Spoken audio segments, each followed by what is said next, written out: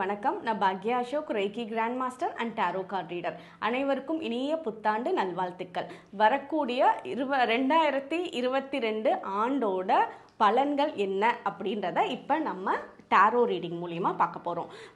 அதாவது 12 ராசிக்கும் 12 ராசிக்காரர்களோட எனர்ஜியும் ஒவ்வொருத்தரும் ஒவ்வொரு விதத்தில் இருக்கும்.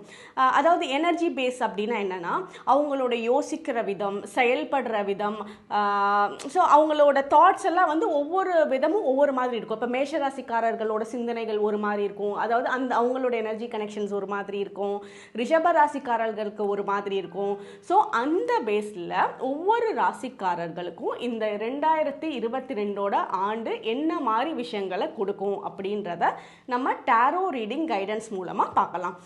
அதாவது வந்து இப்போ அவங்க இருக்க எனர்ஜிக்கு எந்த விஷயங்கள் பண்ணினா அவங்களுக்கு ரொம்ப நல்லா இருக்கும், எந்த விஷயங்களை வந்து தவிர்த்துக்கிட்டால் பெட்டராக இருக்கும், எது ஃபேவரபுளாக இருக்கும், எது அன்ஃபேவரபுளாக இருக்கும், என்னென்ன மாதிரி விஷயங்களுக்கு ஒரு சின்ன சின்ன பரிகாரங்கள் எப்படி ஈஸியாக அவங்க வீட்டிலே பண்ணிக்கலாம் அப்படின்ற விஷயங்களை உங்களுக்கு இந்த வீடியோவில் நீங்கள் பார்ப்பீங்க. ஸோ இது மாதிரி 12 ராசிக்காரர்களுக்கும் ஒவ்வொருத்தருக்கா நம்ம பார்க்கலாம். தனுசு ராசி நேயர்களுக்கு இந்த வருடம் எப்படி இருக்குன்னு நம்ம டாரட் ரீடிங் கைடன்ஸ் மூலியமா பார்க்கலாம்.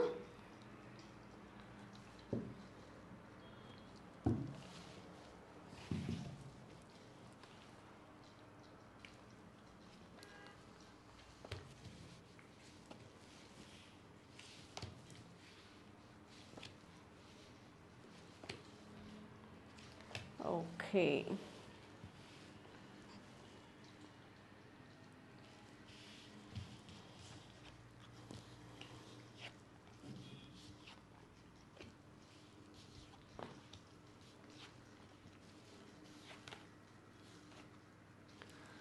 ஓகே.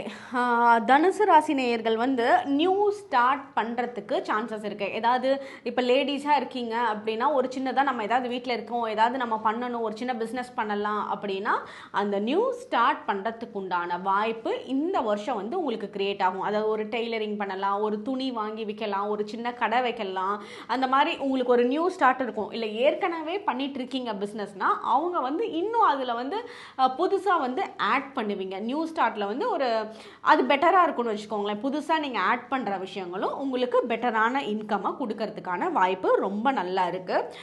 உங்களோட குழந்தைங்க விஷயத்தில் ரொம்ப ஃபோர்ஸ் பண்ண வேண்டாம்.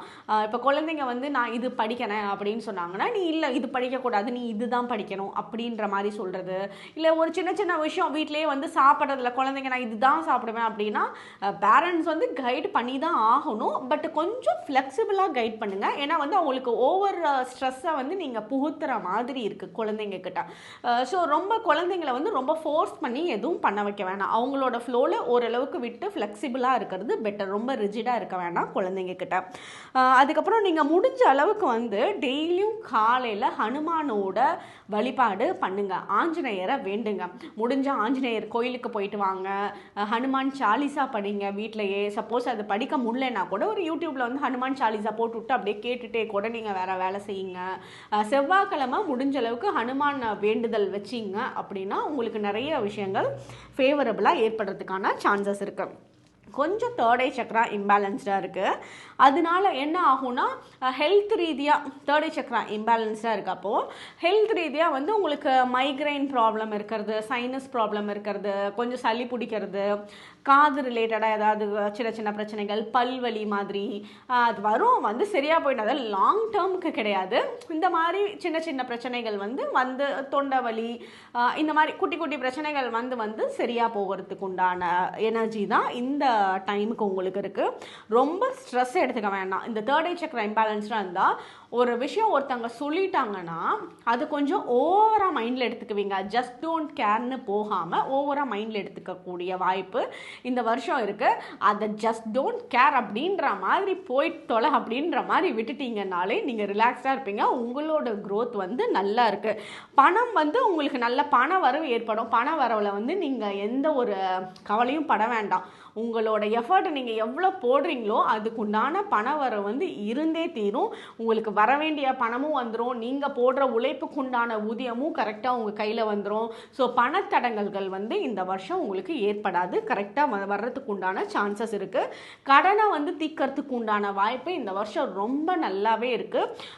நீங்கள் வந்து கடன் கொடுப்பீங்க. நீங்கள் உங்ககிட்ட கடன் கேட்டாங்கன்னா நீங்கள் வந்து கடன் கொடுப்பீங்க. அந்த கொடுத்த கடனை கலெக்ட் பண்ணுறதுக்கு உண்டான வாய்ப்பும் வந்து உங்களுக்கு ஈஸியாக ஏற்படுத்தணும், ரொம்ப டஃப் டைமாக இருக்காது.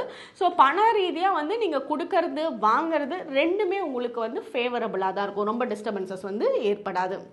படிக்கிற குழந்தைங்க, படிப்பு ரீதியாக இருக்க குழந்தைங்க டெய்லியும் காலையில் கொஞ்சம் சரஸ்வதி வேண்டிட்டு ஒரு சின்ன சின்ன ப்ரேயர், சரஸ்வதி காயத்ரி மந்திரம் படிங்க.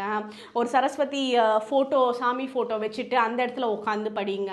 கொஞ்சம் சரஸ்வதி தேவியோட கனெக்ஷன்ஸை ஏற்படுத்திட்டு படிக்கிறத ஆரம்பிச்சிங்க அப்படின்னா கொஞ்சம் நல்லா படிப்பீங்க. படிக்கிற குழந்தைங்களாக இருந்தாலும் சரி, பெரியவங்களாக இருந்தாலும் சரி, கிழக்கு ஃபேஸ் பண்ணி உட்காந்து படிங்க. கிழக்கு ஃபேஸ் பண்ணி உட்காந்து படிக்கிறப்பவே நமக்கு கொஞ்சம் இன்ட்ரெஸ்ட் ஏற்பட ஆரம்பிக்கும், கான்சன்ட்ரேஷன்ஸ் வந்து கொஞ்சம் நல்லா இருக்கும். ஸோ கொஞ்சம் கான்சன்ட்ரேஷன் மிஸ் ஆகிறப்ப கூட இந்த சின்ன சின்ன கரெக்ஷன்ஸில் வந்து நம்ம அதை சரி பண்ணிடலாம். ஸோ படிக்கிறதுக்கு உண்டான வாய்ப்பெல்லாம் நல்லாவே இருக்குது. எக்ஸாம்ஸ் எல்லாம் உங்களால் நல்லா கொடுக்க முடியும், கான்சன்ட்ரேஷன்ஸ் ஏற்படுத்த முடியும். கொஞ்சம் சரஸ்வதி தேவியை வேண்டுங்க, கிழக்கு நோக்கி உட்காருங்க. இது ஒன்று தான். அடுத்தது கல்யாணத்துக்கு உண்டான இப்போ பொன் தொலைவிட்டு இருக்கீங்க, மாப்பிள்ளை பார்த்துட்டு இருக்கீங்கன்னா அதெல்லாம் வந்து பியூட்டிஃபுல்லாக இந்த வருஷம் நடக்கும். இது வந்து எப்போ நடக்கும் உங்களுக்கு கல்யாண விஷயங்கள்லாம் பூர்த்தி ஆகிறதுக்கு? 8th month, 8வது மாதம், இந்த வருஷத்தில் 8வது மாதம் டைம் பீரியடில் வந்து உங்களுக்கு கல்யாணமெல்லாம் ஃபிக்ஸ் ஆகிறது, கல்யாணம் ஆகிறது, கல்யாண வார்த்தையில் வந்து உங்களுக்கு பிடிச்ச மாதிரி அமருது, ஃபேவரபுளாக இருக்கிறது, இதெல்லாம் வந்து 8வது மாதம் வந்து உங்களுக்கு பர்ஃபெக்டாக அமையும்.